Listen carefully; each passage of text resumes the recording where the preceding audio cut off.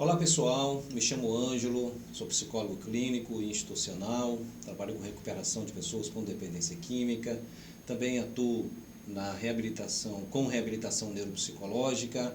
Hoje estou aqui para poder estar lecionando essa aula de hoje, que tem como tema compreendendo a dependência química. Compreendendo a dependência química. Quando nós falamos de dependência química, normalmente no cotidiano, a primeira interpretação quase sempre é moral.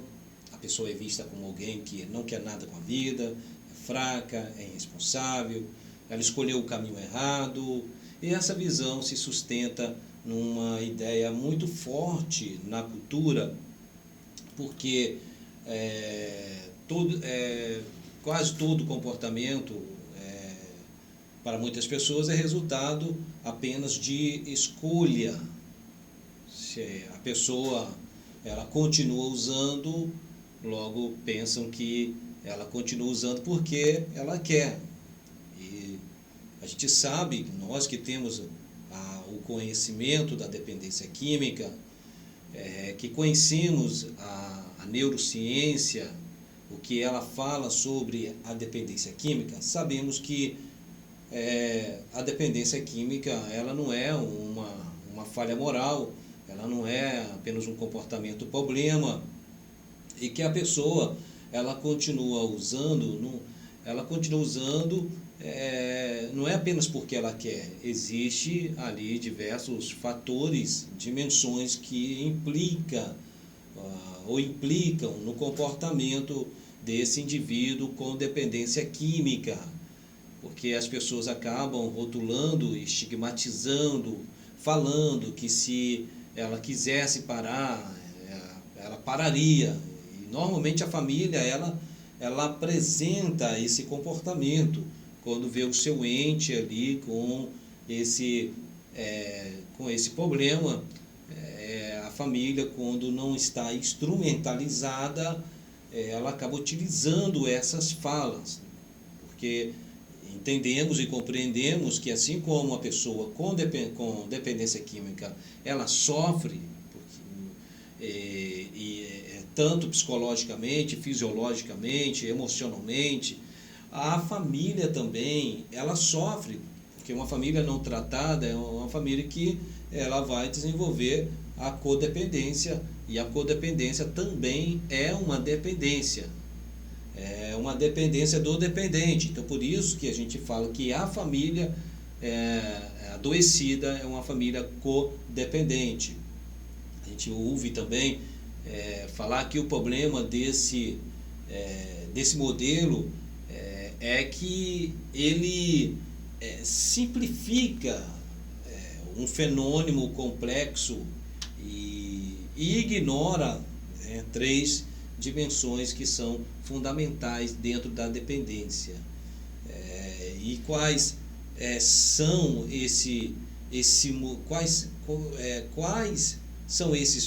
essas dimensões que são fundamentais?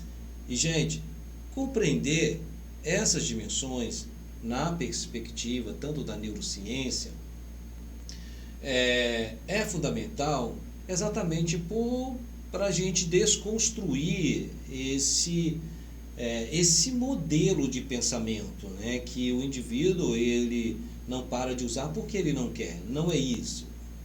Isso é porque envolve uma complexidade de dimensões, e entre essas dimensões está a biológica, que quando eu falo biológica eu falo do cérebro, psicológica, que é a história emocional do indivíduo, social, que é o contexto de vida do indivíduo. Já na prática clínica, esse moralismo gera três efeitos graves: culpa no usuário, do tipo sou fraco, não protesto; raiva na família, ele não muda porque simplesmente ele não quer; afastamento do trabalho, ou seja, ninguém procura ajuda para alguém que é visto como falha de caráter. E pedagogicamente é importante, pessoal, a gente compreender que enquanto a dependência ela for tratada como pecado, como erro, como alguém que errou o alvo, como desvio ou vagabundagem, né? Tem muitas pessoas com a comunicação violenta, né? E com a perspectiva distorcida da realidade. A resposta social, ela sempre será punição nesse contexto. Exclusão e abandono, a gente fala com muita segurança. Exclusão e abandono distancia as pessoas e agrava ainda mais a dependência química. O não cuidado, tratamento é muito importante e reabilitação também.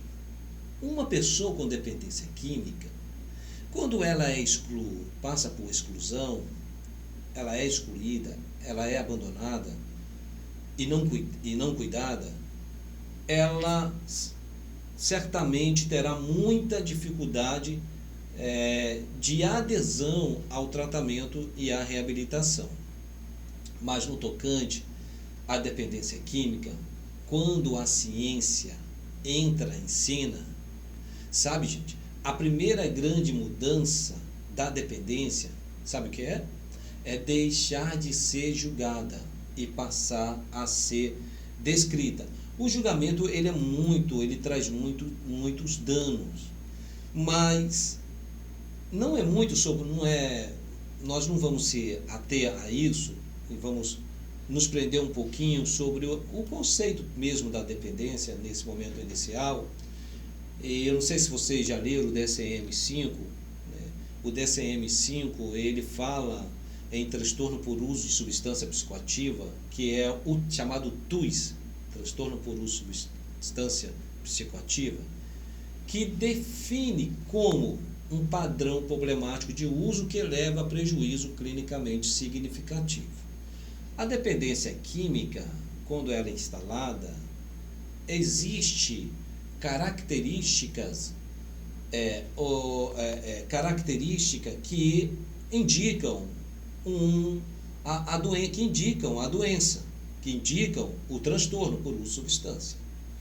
O transtorno por uso de substância psicoativa, ou dependência química, dependência por substância psicoativa, é avaliada por critérios diagnósticos, baseado tanto no DSM-5, como estou falando aqui, como também o CID-11, que é o CID-11 é a classificação internacional das doenças, 11ª edição, com base no DSM-5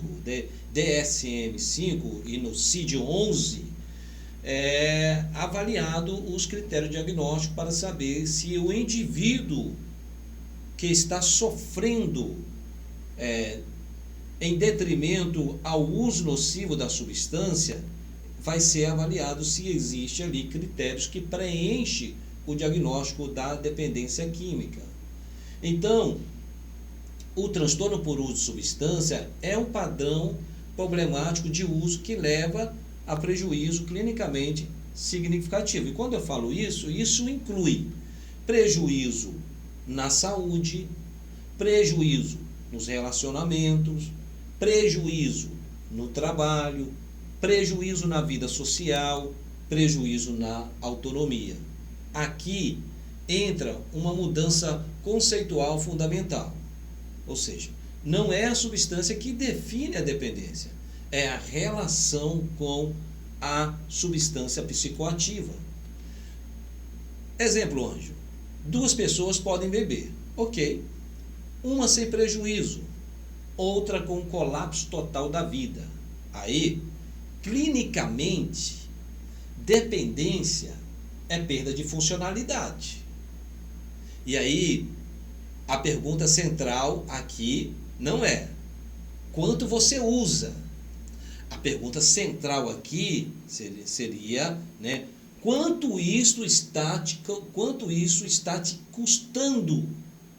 Porque se uma pessoa ela faz uso de determinada quantidade de bebida e não tem prejuízo e a outra usa uma quantidade de bebida e tem um colapso total de sua vida, essas coisas é importante ser avaliada.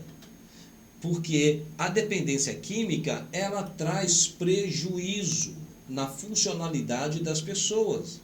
Ela é uma doença crônica e chamar a dependência de crônica significa dizer que ela não se resolve em uma conversa, não se cura com força de vontade, não desaparece só com internação. Assim como diabetes, hipertensão, depressão recorrente, ela exige acompanhamento contínuo. A expectativa de cura rápida normalmente gera frustração, sabe por quê? O familiar espera mudança imediata. O usuário promete mais do que consegue sustentar e o sistema de cuidado é interrompido cedo demais. Por quê? Doença recorrente. Sabe por quê, gente? Recorrente significa que recaídas fazem parte do processo. Recorrente significa que não indicam fracasso. Recorrente significa ou indicam reativação do circuito da doença. E vamos lá. Isso na prática, como poderia funcionar? Na prática, a gente tem que ter um olhar para a recaída. E recaída não é falta de caráter. Gente, se há uma doença recorrente, certamente o indivíduo que já fez diversas promessas, ele vai passar por uma recaída. Só que a recaída não é uma falta de caráter. A recaída é sintoma e não falta de caráter. Que pode definir sucesso. E sucesso não é nunca mais usar. E as pessoas às vezes associam o sucesso da pessoa que está na luta para vencer o tratamento contra a dependência química com nunca mais usar. Mas, gente, sucesso reduz recaída, aumenta tempo de abstinência e amplia a funcionalidade, amplia a função da pessoa. Ela consegue viver de forma funcional por mais tempo, ela consegue aumentar o tempo de abstinência sem o uso da substância. E quando há uma recaída, ela logo consegue identificar quando a pessoa com dependência ela é instrumentalizada, ela está em um processo de recuperação, ela consegue ali mapear uma cadeia, porque não é apenas um evento, apenas uma situação que leva a pessoa à recaída. Não é apenas o comportamento o problema que levou a pessoa ao uso, mas toda uma situação que vai lá de trás, que existe o gatilho de memória, que existe pensamento, que existe emoções que estão ali envolvendo a tomada de decisão inconsciente. Quando ele tem esse autoconhecimento, ele consegue viver por mais tempo abstinente e com mais abstinente com funcionalidade. Também a dependência química uma doença cerebral. E quando eu falo doença cerebral, hoje já existem centenas de estudos com ressonância funcional, como PET scan, neuroimagem estrutural, e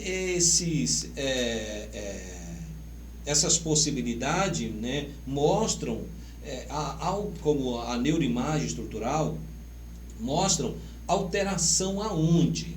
Mostra alteração no sistema de recompensa, na redução de atividade do córtex pré-frontal. O córtex pré-frontal que é responsável, né, pelo planejamento, a tomada de decisão, o controle dos impulsos, né, o controle inibitório, memória. Então, através a gente consegue visualizar ali isso.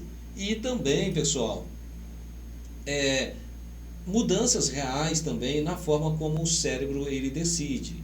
Quando eu falo de mudanças reais na forma como o cérebro decide, Eu estou querendo dizer o quê? Que isso é estrutura. Isso é estrutura. Aqui entra, na verdade, uma confusão que é muito comum para muitas pessoas, que não têm o conhecimento do que realmente é a dependência, não sabe que a dependência, ela reduz essas atividades. A atividade do córtex frontal, a pessoa ela tem uma perda do controle, a perda do impulso, ela tem alteração no seu sistema de recompensa, né? São três sistemas,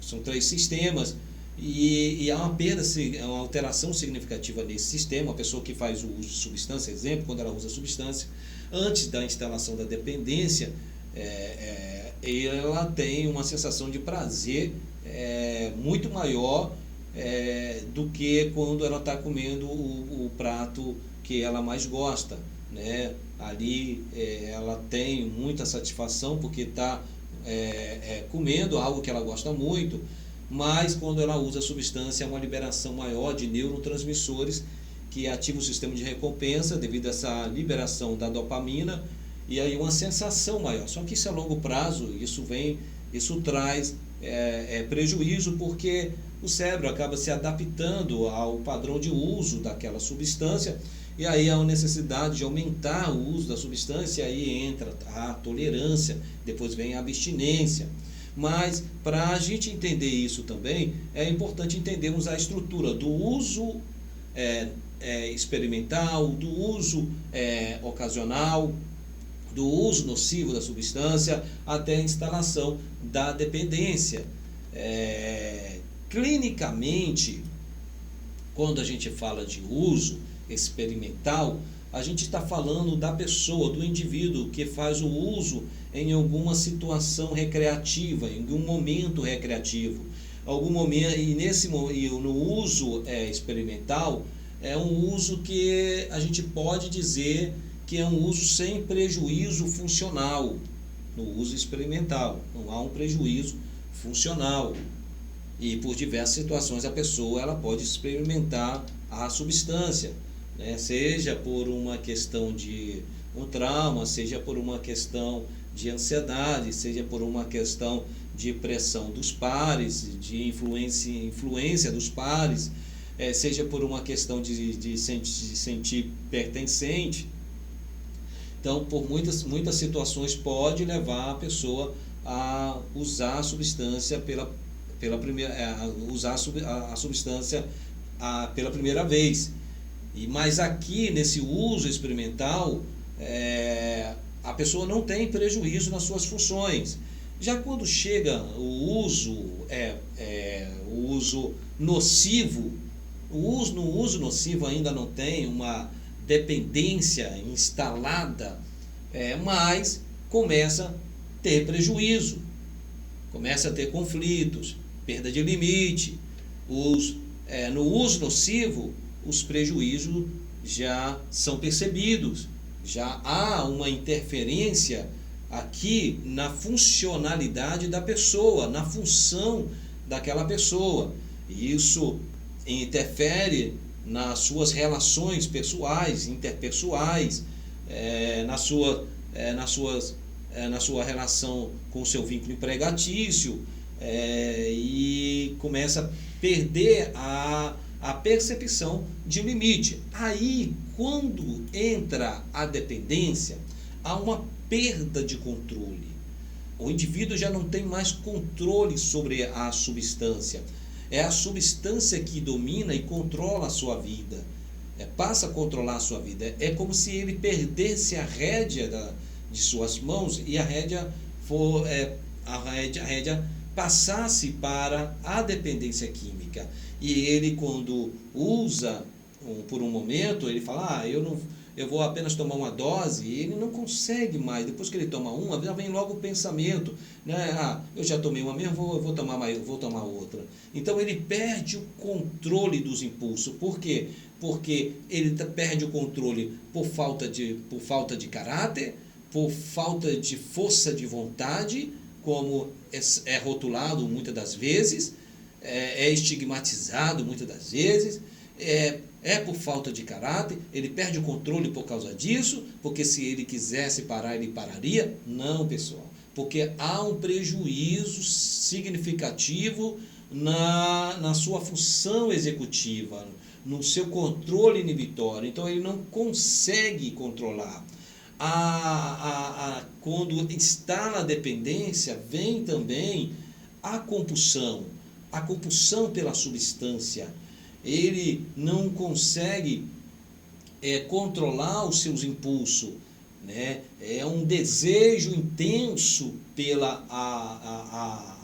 álcool ou outro tipo de droga. E vida organizada em torno da substância, a gente pode dizer que é o ponto de virada, para o indivíduo. E o ponto de virada é quando a pessoa quer parar e não consegue. Tenta reduzir e falha. Ângelo, isso é o ponto de virada? Sim. Quando a pessoa organiza rotina, dinheiro e relação em função da droga, aí, pessoal, é a consequência da dependência. Porque aqui a dependência, é importante dizer que ela não começa quando a pessoa usa, como nós falamos. Ela começa quando a pessoa perde a escolha. Quando ela perde a escolha. Quando ela perde a escolha, é porque ela já não tem mais, ela não tem o autoconhecimento sobre as suas escolhas, sobre as suas tomadas de decisões, que inconscientemente ele age de maneira automática. E a compulsão, que é uma característica, eu acho que é uma característica da dependência química, a compulsão, que é o desejo intenso, também a dependência, além dela ter essa característica, que é a compulsão, esse desejo intenso, ela também é fisiológica. E também o indivíduo, dentro da compulsão, age de maneira também de forma automática. E eu acabo sendo redundante com a minha fala nessa situação, até para consolidar a própria informação, que essa maneira, do adicto, da pessoa com uma dependência instalada, agir, se comportar, é porque o controle, o controle das suas funções está prejudicado. E quando está prejudicado, a pessoa ela diz, é só hoje. E quando ela diz só hoje, aí só hoje é hoje, amanhã, depois de amanhã, e não consegue parar. E aí, como ela não consegue parar, gente, vem as consequências negativas. Por quê? As consequências são negativas. Porque, olha só, na dependência, mesmo o indivíduo sabendo, que irá perder família, trabalho, saúde, dignidade, mesmo sabendo, ela continua usando. Isso são consequências da dependência química. Assim como a compulsão, ela é uma consequência da dependência química, o indivíduo ele acaba passando por perdas, pelo estreitamento do seu repertório e centralizar a droga na sua vida. E aí o indivíduo ele continua usando a substância. A cronicidade também da tolerância, a abstinência, são sintomas da dependência. A recaída também faz parte da dependência. A dependência, ela não destrói apenas comportamentos dos indivíduos que fazem uso da substância psicoativa e são dependentes de determinada substância. Ela sequestra a capacidade do indivíduo de escolher. E, Ângelo, por que isso acontece? Porque envolve questões neurobiológicas. A neurobiologia da dependência, ela fala sobre isso. Ela fala que o cérebro é sequestrado. Por quê? Há um sistema de recompensa. E nesse sistema de recompensa, né, o sistema de recompensa, há um sistema de recompensa, e nesse sistema de recompensa, ele é ativado através do neurotransmissor chamado dopamina. E para a gente entender a dependência química, é impossível entender a dependência química e não falar de dopamina. Para falar de dependência química é falar também de dopamina. Gente, é complexo a dependência química. A dopamina, ela não é tecnicamente o neurotransmissor do prazer, como muitas vezes se diz no senso comum. A dopamina, ela é, na verdade, o neurotransmissor da motivação. Ela é o neurotransmissor da busca e do aprendizado. A dopamina, a função da dopamina é ensinar o cérebro o que é importante. Lembra que eu falei que quando a pessoa usa a substância, há uma liberação maior de dopamina, uma sensação de prazer ainda maior do que quando a pessoa ela alcança um objetivo ideal da sua vida? Então o cérebro, a dopamina, ela ensina o cérebro o que é importante para a sua sobrevivência. E sempre que fazemos algo essencial para a vida, como comer, beber água, ter contato social, ter relações afetivas, alcançar uma meta, o que acontece com o cérebro? O cérebro libera dopamina e registra: isso é bom, repita esse comportamento. Gente, esse sistema é chamado de sistema de recompensa e envolve principalmente 3 estruturas: área tegmental ventral, núcleo accumbens e córtex pré-frontal. Na prática, esse sistema funciona como um professor interno. Cérebro dizendo o tempo todo o que vale a pena, o que deve ser evitado, o que deve ser repetido. O problema, gente, não é a dopamina. Digo para vocês que o problema não é a dopamina. O problema é quando esse sistema é hiperestimulado artificialmente. Quando ele é hiperestimulado artificialmente, aí entra o problema. As drogas, ou a substância psicoativa, como é chamado, ela tanto lícita como ilícita, elas atuam como um atalho químico no sistema de recompensa das pessoas. Enquanto prazeres naturais, como eu citei aqui para você, comer, beber, relação afetiva, liberam uma certa quantidade de dopamina, o que acontece? As substâncias psicoativas, elas liberam quantidade muito maiores do que os prazeres naturais. Para ter uma ideia didática, comida, 100% de dopamina basal. Sexo, 150 a 200%, de dopamina basal. Cocaína, anfetamina, crack, gente, é até 1000%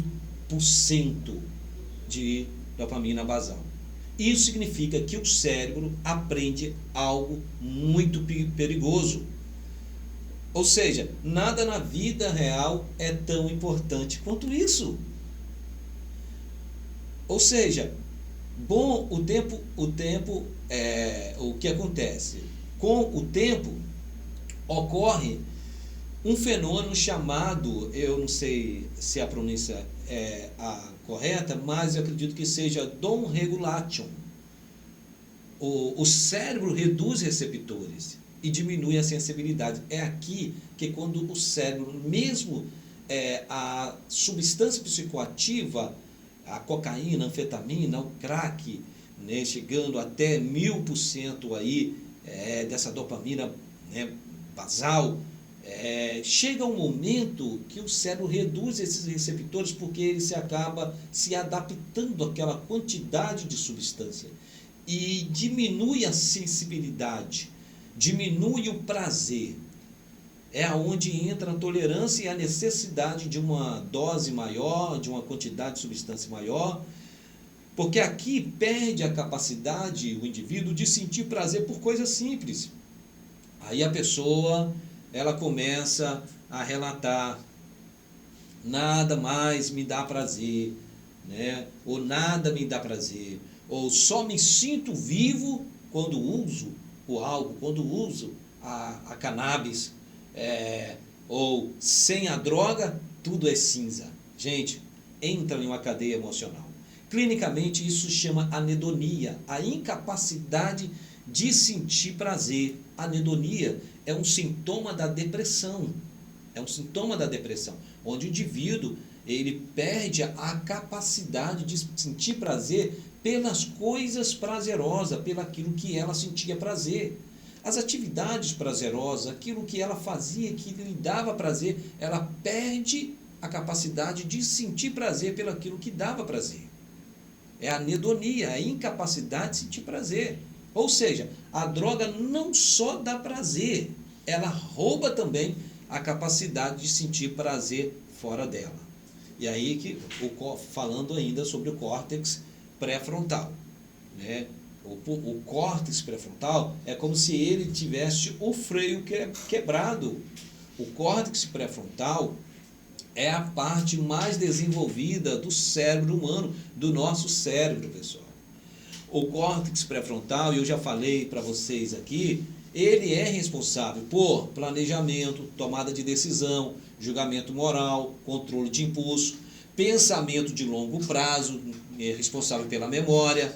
É ele que permite a alguém pensar: isso me dá prazer agora, mas vai me prejudicar depois. É ele. Na dependência, estudos mostram redução da atividade do pré-frontal, menor fluxo sanguíneo, menor conectividade com as outras áreas. Gente, na prática clínica, isso se traduz em impulsividade, dificuldade de dizer não, escolha de curto prazo, comportamento autodestrutivo, violência autopraticada. E por isso a pessoa, ela sabe que faz mal, verbaliza que quer parar, reconhece as consequências, mas não consegue sustentar a decisão diante da fissura. E isso, simplesmente, pessoal, não é hipocrisia. Isso não é hipocrisia.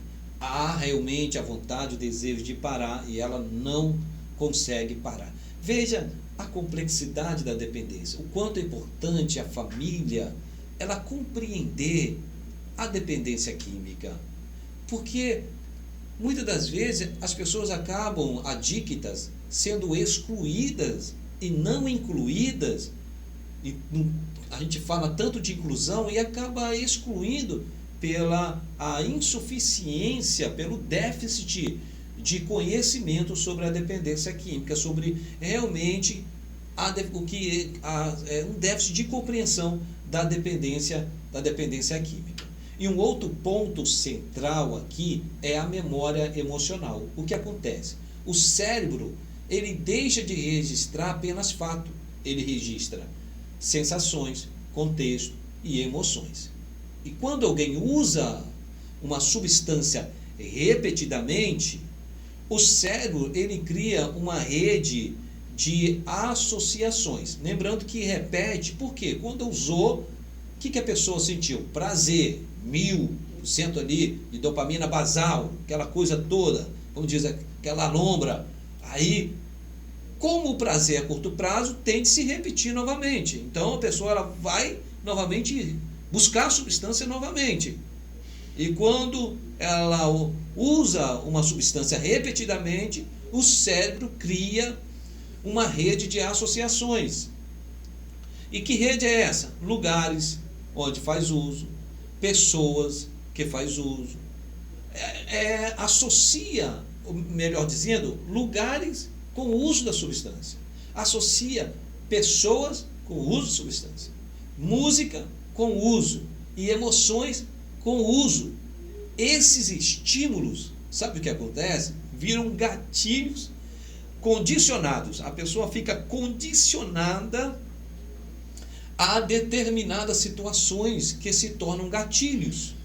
Mesmo, pessoal, após a pessoa estar há meses de abstinência, há tempo ali abstinente, sem usar uma substância, pode acontecer dela simplesmente ela passar na frente de um bar, basta ela somente reencontrar um amigo, um antigo amigo que fazia uso naquela época, ou vivenciar uma frustração para que o cérebro ative automaticamente o circuito da fissura, do craving, do desejo intenso.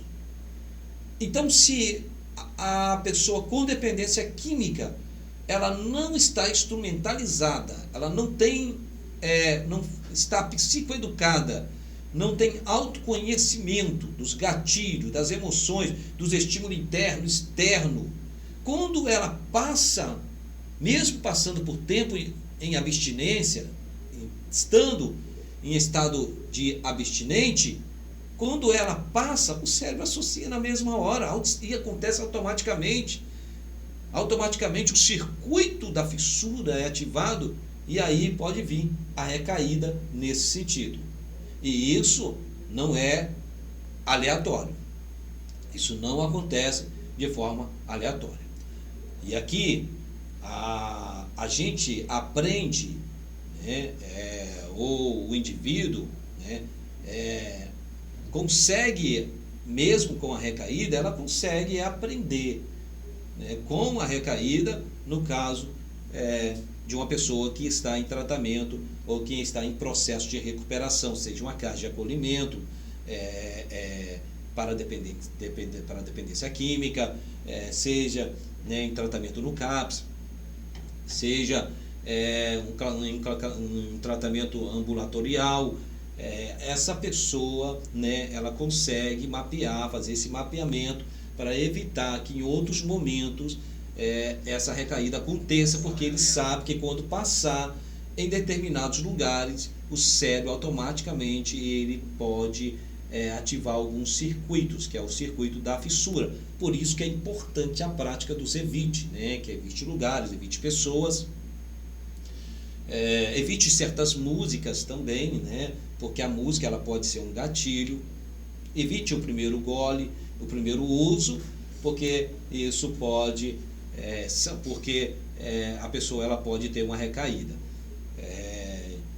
E no tocante a algumas implicações clínicas, isso, né, muda completamente, isso pode mudar completamente a forma, né, da pessoa quando ela tem, ela está em tratamento, ela está ali engajada na busca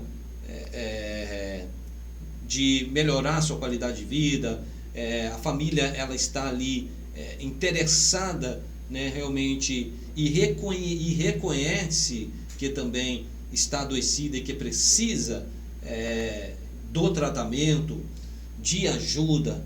E quando isso acontece, isso, gente, muda completamente a forma da família tratar a pessoa com dependência.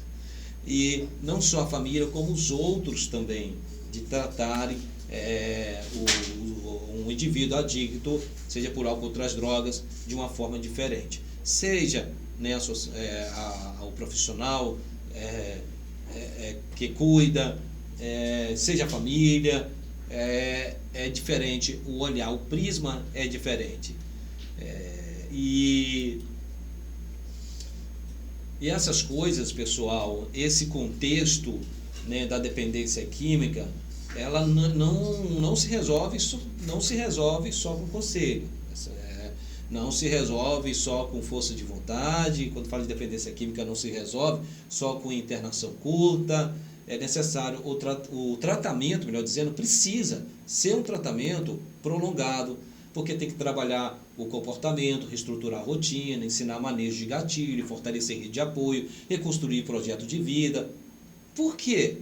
Porque na prática, pessoal, a dependência é ensinar o cérebro a reaprender a viver sem a droga. E a dependência não é um problema de prazer, é um problema de aprendizado cerebral distorcido. É um problema de aprendizado cerebral distorcido. O cérebro aprende que a droga é prioridade absoluta. E nós estamos falando sobre isso aqui, e sendo redundante também sobre esse ponto, que o cérebro ele aprende. Por que ele aprende? Por causa da dopamina. A dopamina ensina o cérebro. E aí, como na questão neurobiológica, o cérebro ele compreende que a droga é uma prioridade por tudo aquilo, né, por todos os circuitos, por todas que está acontecendo ali,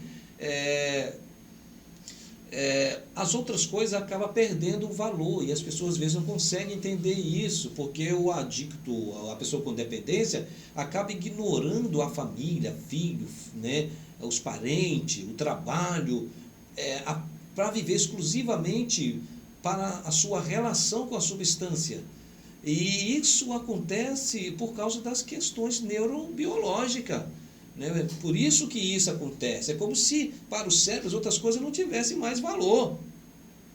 As outras coisas não tivessem mais valor. E isso envolve, pessoal, essa questão da dependência química, envolve o modelo biopsicossocial. O modelo biopsicossocial. Né? Porque a dependência, para ela ser explicada, a gente precisa entender, entender que ela